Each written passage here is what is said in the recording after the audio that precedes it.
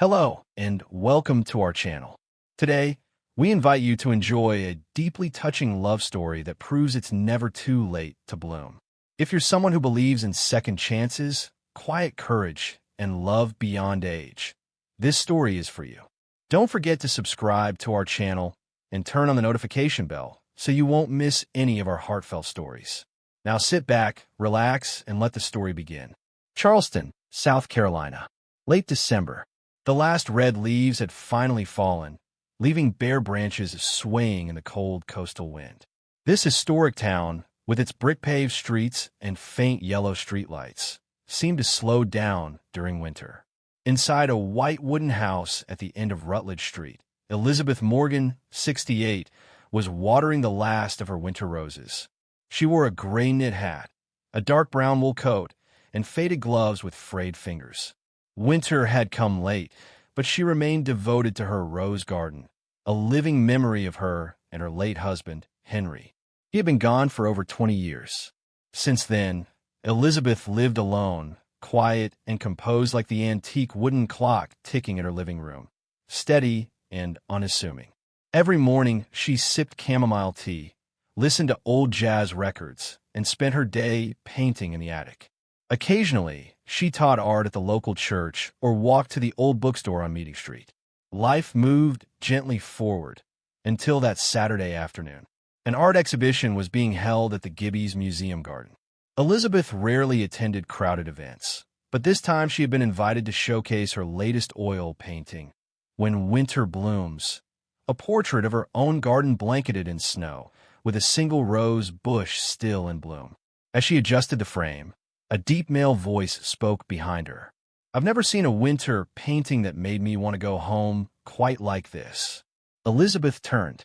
Standing behind her was a man in his late 30s, tall, dressed in a charcoal coat and a turtleneck sweater, his features sharp, eyes bright. He smiled and extended his hand. "Jacob Walker, a pleasure to meet you." Surprised, Elizabeth shook his hand. In that moment, she felt a warmth in his grip, different from the pitying looks older women often received in public. "I love roses," Jacob said, eyes still on the painting. "And I love silence. Your work has both." "Thank you," Elizabeth replied, "but I'm not selling this one." Jacob raised an eyebrow. "Then who are you keeping it for?" "For myself. It's what remains of my memories," she answered softly, about to step away. But Jacob didn't let the conversation end there. He walked beside her, speaking as though they'd known each other for years.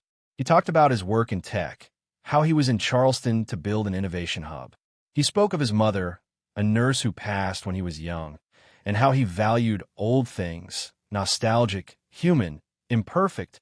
Elizabeth didn't know why she kept talking. Perhaps it was his honest eyes, or his gentle voice laced with a hint of melancholy.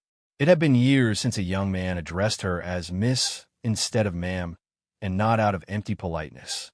By the end of the exhibition, when Jacob invited her to a coffee at the Blue Daisy nearby, she hesitated, then nodded. Their conversation stretched over warm cinnamon pastries and soft jazz.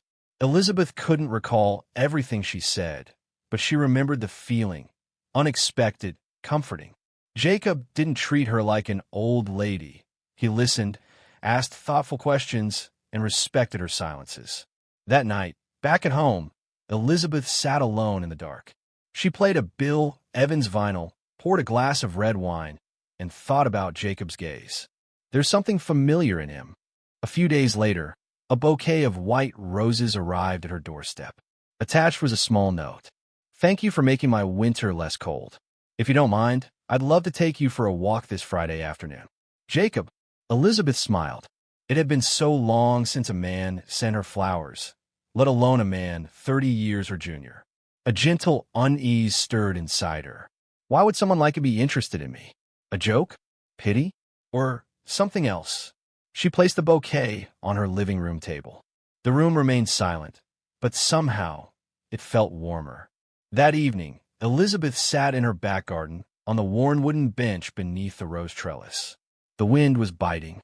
The following week, Charleston remained wrapped in its signature end-of-year chill. The winter sun cast a pale light, but was enough to make the red brick houses along Broad Street glow warmly. A salty breeze drifted through the city's corners, carrying whispers from the Atlantic. Elizabeth stood by the living room window, holding a steaming cup of chamomile tea. She wore a fitted cream-colored sweater with a softly folded collar and light brown khaki pants that gently embraced her trim figure, surprisingly graceful for her age. Her back was straight, shoulders square, and her skin glowed with the subtle pink of someone who walked every day. Her short silver hair was neatly combed, lending her an elegance rarely seen in women nearing 70. Despite her youthful appearance, Elizabeth's life remained shrouded in quiet solitude. Her husband had died young, in a car accident just after they turned 50. Their only son, Daniel, now worked as a civil engineer in Atlanta, busy with his own family and rarely made the trip home. Her two grandchildren, Emily and Luke, lived with their parents and, like many modern children, kept in touch more through phones than visits. Her world had shrunk to her garden, her paintings, and the occasional polite phone call from her son. That's why Jacob's presence stirred something long dormant in her world. On Tuesday morning, Elizabeth went to the old bookstore nearby to look for a Hemingway novel. To her surprise, she saw Jacob standing near the art book display, browsing. He wore a gray button-up shirt and a deep blue scarf, and his eyes lit up when he spotted her. "Miss Elizabeth? What a coincidence!" He greeted her with a warm smile. "Strange indeed. I thought tech people only read e-books," she teased lightly. "Maybe I'm the odd one out," he laughed. "But I still like the smell of old paper, especially when it leads me to someone who warms my heart like the other day." Elizabeth's cheeks flushed slightly. She smiled, but couldn't help feeling a bit guarded. A part of her heart fluttered at the compliment, but another part questioned. These coincidences can't keep happening. Yet Jacob seemed entirely natural. He didn't push, didn't crowd her. They strolled down the street together, stopping at a small bakery on Church Street, one she hadn't visited in years. She found herself telling him about her days teaching art at the local high school, school field trips, her love for roses and oil painting.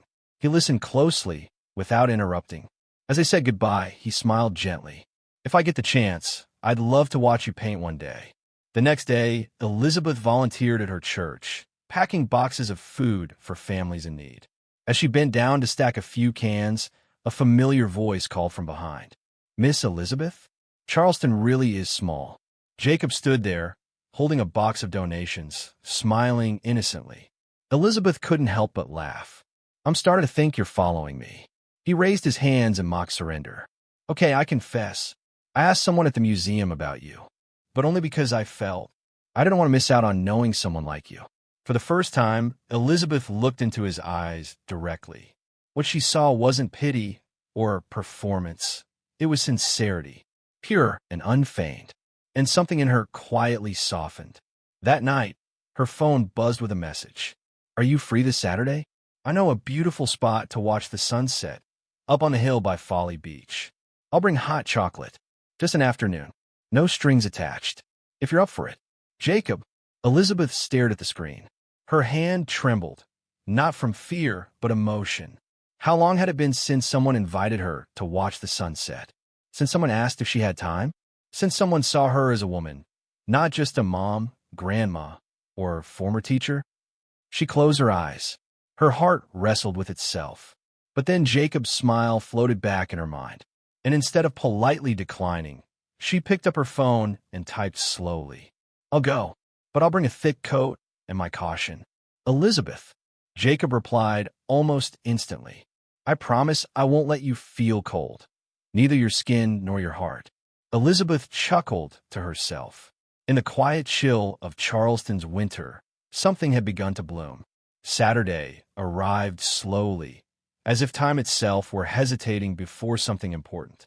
All morning, Elizabeth found herself standing in front of the mirror, something she hadn't done with intention in years. She chose a simple moss-green knit dress that fell just past her knees, paired with a beige overcoat. A cream scarf wrapped around her neck, her silver hair tied neatly, and a light touch of rose lipstick, just enough to look thoughtful, but not overdone. She chuckled at herself. It's been a long time since I cared about how I looked for a man. Jacob's car pulled up right at 3 o'clock. He stepped out in a deep brown leather coat, holding a large thermos and 2 ceramic mugs. His face lit up when he saw her. "You look beautiful. I don't even know what else to say." Elizabeth smiled softly. "I'm not used to compliments." "Then let me help you get used to them," Jacob replied, opening the door for her with that same gentle tone he always carried. His SUV rolled along the coastal roads, through whispering pine trees, until they reached a narrow path leading up a hill. They walked for about 10 minutes until they arrived at a clearing overlooking Folly Beach, where the sun was beginning to dip low, casting golden hues across the sky. Jacob laid a small blanket on the grass, then poured hot chocolate into the mugs and handed one to her. "I wasn't sure if you like sweet or bitter, so I made something in between," he joked. Elizabeth accepted it, inhaling the warm aroma of cocoa mingled with cinnamon and ginger. She took a small sip and quietly settled next to him. The wind rushed past, carrying the salty breath of the sea. The sun slowly melted into the horizon, its light painting Elizabeth's face in soft amber tones. She sat still, her face turned toward the view, her gaze far away. Jacob watched in silence, then finally spoke. "I used to think I was perfectly fine being alone until I met you." Elizabeth turned to him, his eyes, no longer just admiring, but something deeper, looked at her not as an older woman, but as a person who had walked through storms and now stood calm and strong. "I'm not young anymore, Jacob," she said softly. "I've lived most of my life already." Jacob smiled and leaned slightly toward her. "Do you know that roses blooming in winter are the most precious? Because they survive the cold just to exist. You're like that." Elizabeth didn't respond. She simply held her mug a little tighter. After a moment, she spoke again. "My husband died when I was 49. I told myself I would never love again. Nothing could ever fill a void like that. And then time passed, and I stopped thinking about it." Jacob stayed quiet, listening without interruption. "I don't know what your feelings for me really are," she continued. "Is it gratitude, curiosity, pity, or just a fleeting sensation?" Jacob placed his mug down and looked directly at her. "It's love, real love. Not because you helped me once, but because I see in you something I've never seen in anyone else. Strength, kindness, and a beauty that doesn't beg for attention." Elizabeth's heart tightened. She wanted to say something, but a gust of wind swept through, stealing the words away. On the drive back, they spoke very little. But it wasn't an awkward silence. It was warm. The kind of silence shared between two souls slowly drawing closer, without rush, without promise. At her doorstep, Jacob paused. He didn't reach for her, didn't invade her space. He simply tilted his head and said, "You know, if you hadn't bought all those roses from a poor street boy that Christmas Eve, I might never have had the courage to love anyone." Elizabeth stood still. She nodded gently, her voice trembling. "And if I hadn't met the eyes of that little boy, I might have forgotten that I, too, once had a heart waiting for miracles." The door closed softly behind her, but inside, another door was slowly opening, one where even winter could bloom. A few days after the sun set on the windy hill, Elizabeth still felt her heart ripple like a still lake disturbed by a single pebble. It had been so long since she felt her heart alive, not merely beating. Strangely, the feeling didn't frighten her. It awakened something she had quietly buried. The memory of a woman who once believed that love could heal even the loneliest soul. Jacob didn't message her often. He wasn't overwhelming or noisy. Yet, every few days, he reappeared, as if by coincidence, sometimes at the bakery, other times near her rose garden, or asking for her opinion on an art piece for his office. Their meetings became natural, and Elizabeth stopped being surprised. She had begun to wait for them, unconsciously. That Sunday afternoon, the two sat in her garden, sipping tea beneath the white rose trellis. Suddenly, Jacob brought up the past. "Do you remember that Christmas Eve? Near the little church downtown?" Elizabeth smiled, her eyes distant. The little boy standing on the curb, clutching a bunch of roses, his face pale from the cold, but his eyes were shining. Jacob nodded slowly, like he was afraid to break a fragile memory. I had already given up hope that night. It was freezing. My fingers were cracked, my stomach empty, my coat so thin I could feel the wind through it. When you stopped, I thought you'd yell or walk past me like everyone else. Elizabeth lowered her gaze to the steaming cup in her hands, her voice soft. I couldn't. Your eyes, they reminded me of myself as a little girl, standing alone in church after my mother died of cancer, hoping someone, anyone, would reach out. Jacob smiled, though his eyes shimmered with emotion. When you bought all my roses and slipped that Christmas card in my hand, I cried. You have no idea. I kept that card in my wallet for years, until it was worn and faded. Elizabeth froze. She had never imagined that a gesture so small could have reached so deeply. So, you knew who I was the moment we met at the gallery? She asked quietly. Jacob nodded, his eyes glistening. I did. I recognized your eyes immediately. They haven't changed. But I wasn't sure. I went home and found the old card, the handwriting, the ink. It was real. Elizabeth looked at him, wide-eyed. Her heart tightened. Why didn't you tell me right away? Because I didn't want that to be why I approached you, Jacob said. I didn't want you to think I was here out of gratitude or nostalgia. I fell in love with you, with the woman you are now. Gentle, strong, and quietly beautiful. Elizabeth said nothing, but she placed her hand gently over his. A silent gesture filled with trust. That evening, after Jacob left, Elizabeth sat down at her old piano, an instrument she hadn't touched in years. Her fingers rested on the keys, and a soft, trembling melody emerged. A simple Christmas tune, warm and full, like a single candle glowing in the night. Somewhere across the city, Jacob stood by his window, staring into the sky. And in his heart, that long-ago Christmas Eve came back to life, not as a wound, but as a doorway, one that had led him straight to the woman he now loved. But peace never lasts forever. Whispers began to spread.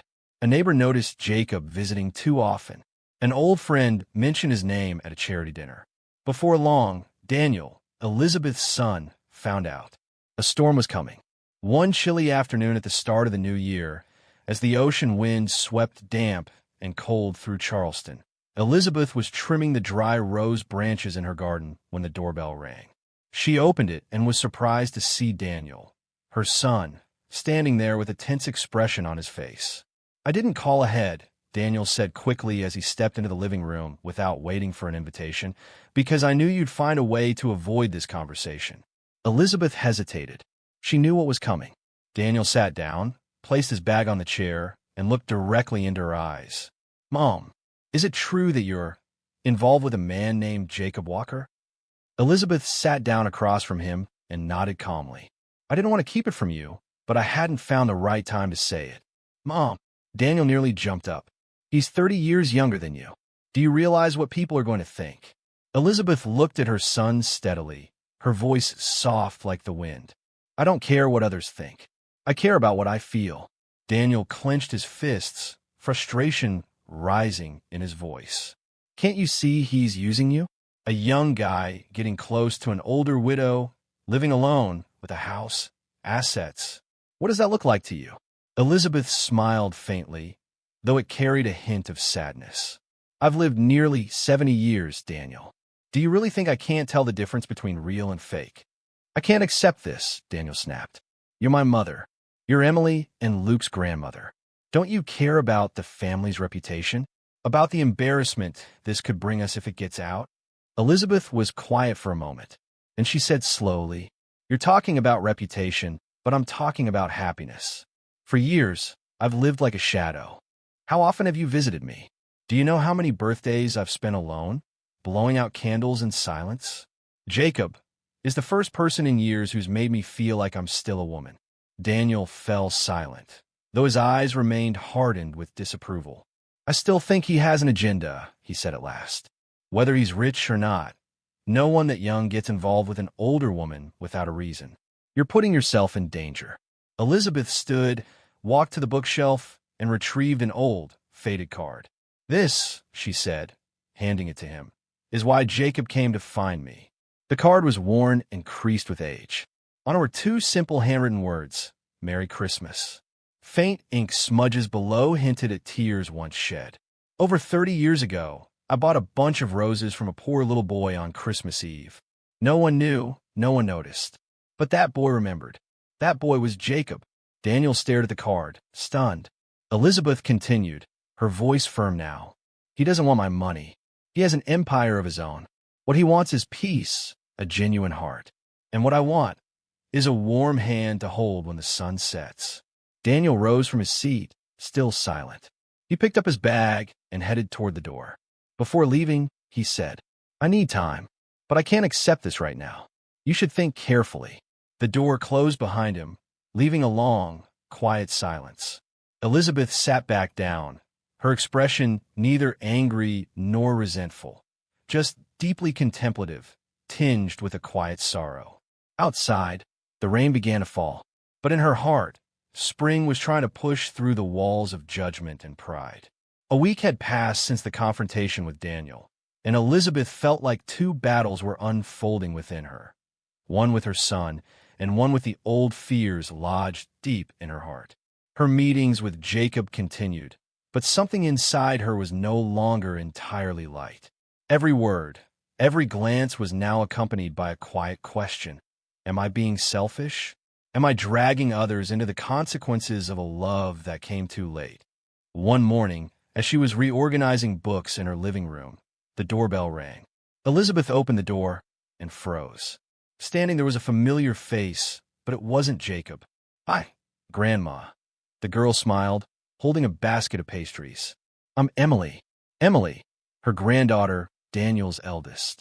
16 years old, light brown hair, tied back neatly, bright blue eyes, and a determined face that resembled her father's, though her expression was softer, warmer.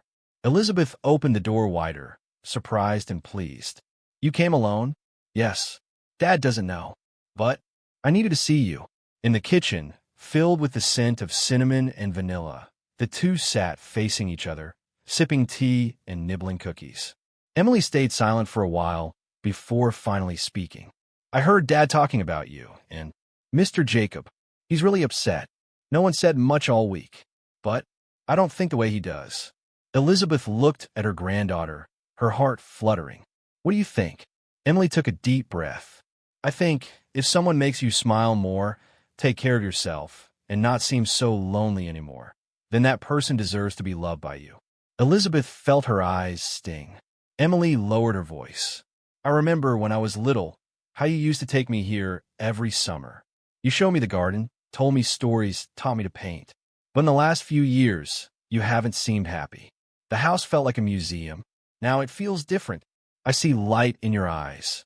Elizabeth reached out and gently took Emily's hand. Thank you, Emily. What you just said is exactly what I needed to hear. I don't know everything about Mr. Jacob, but I trust you to know what you're doing. Elizabeth smiled, a soft, warm smile. He's kind, very kind, and genuine. I've never met someone so strong, yet so gentle. But I was afraid of losing the people I love just to follow my heart. Emily shook her head. You just need to be true to yourself. I'll handle the rest. That evening, Elizabeth called Jacob. I have a new ally today, she said, her voice thick with emotion. Jacob laughed on the other end of the line. Let me guess, Emily? Yes. She came with pastries, and with the trust I've been missing these past days. Then, are you ready for the next step? Elizabeth hesitated for a moment. I don't know what that step is yet, but I know I won't be stepping backward. Jacob paused before replying softly. I'll be right beside you, no matter how the wind blows. Elsewhere in the city, Emily knocked on her father's door. Daniel opened it, surprised to see her holding a notebook and an old photograph. I want to talk about Grandma, she said. Daniel frowned, but Emily sat down, opened the notebook, a collection of drawings she once made with her grandmother, memories that hadn't faded. She made my childhood feel warm, she said. I think it's my turn to stand by her.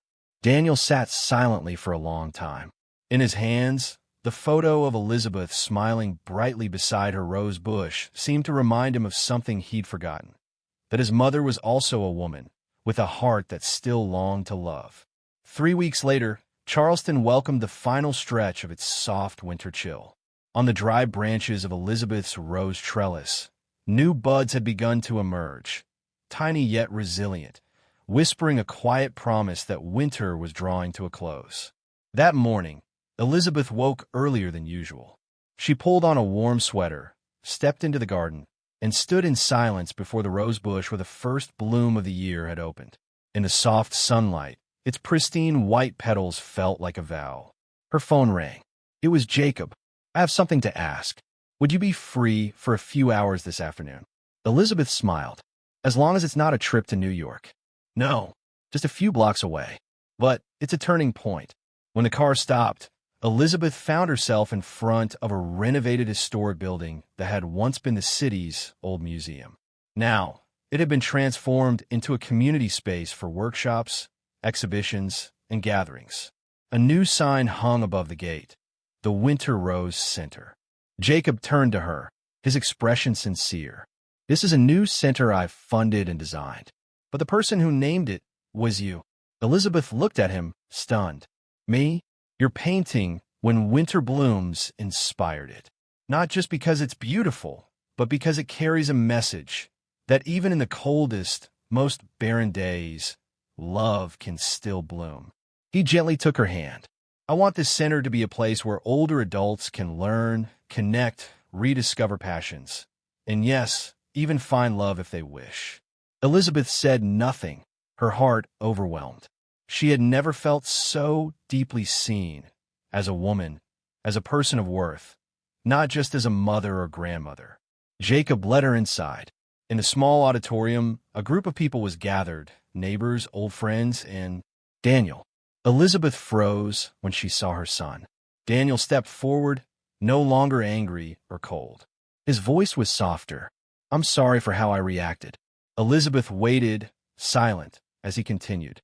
"Emily reminded me that you have the right to live your own life. If the man beside you makes you happy, then I'll do my best to accept it."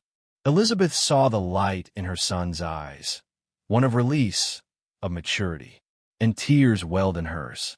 Jacob stepped forward, nodding respectfully to Daniel. "I don't expect a title. I only hope to love her with everything I have." Daniel nodded and stepped back, leaving space for them.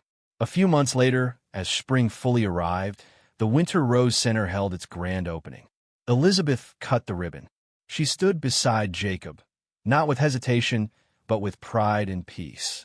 Her painting, When Winter Blooms, was displayed in the main hall.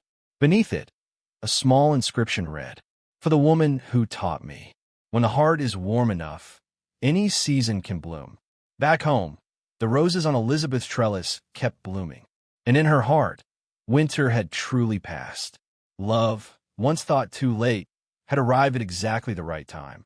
After the dazzling opening of the Winter Rose Center, life settled into a gentle rhythm for Elizabeth and Jacob. They hosted art classes for seniors, led discussion circles for widowed women, and even held small concerts titled Winter Dreams. One sunny June afternoon, Jacob invited Elizabeth to the rose garden where she had planted her very first bloom. When they arrived, she was surprised to find friends, neighbors, former skeptics, and quiet supporters, all gathered, standing among candles and flowers.